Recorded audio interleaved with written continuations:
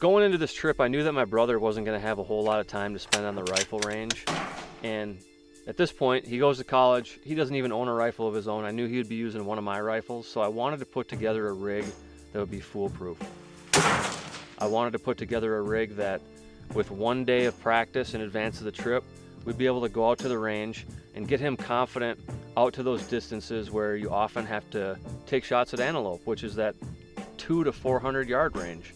You know, obviously you want to try to stalk closer every time that you can, but you also don't want to come out here on a trip that you've been waiting years for and have to pass on what is a pretty regular opportunity out here at those longer distances. So with a good rest and the right rifle system, you are going to have something that you can shoot with confidence with very little practice leading up to the hunt.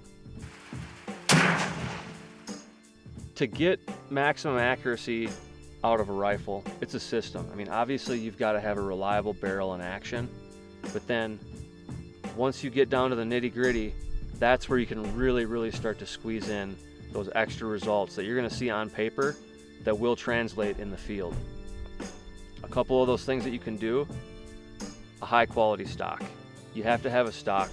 It's the fundamental basis, the foundation that your rifle is sitting on. But then what's the last thing that you do before that animal drops? You're squeezing a trigger. And to get the best possible accuracy out of your rifle, no matter what type of rifle you're shooting, that trigger is that main point of contact. It's that main part of the rifle that when you're touching your gun, if it's not smooth and it's not clean, you're going to move your gun a little bit every single time, and you're not going to get that maximum accuracy potential out of your rifle system. So naturally, I dropped in a Timney Trigger into this rifle setup knowing that it's the best trigger around, and I would have no second thoughts about letting my brother get behind this rifle and come out here and take his first antelope.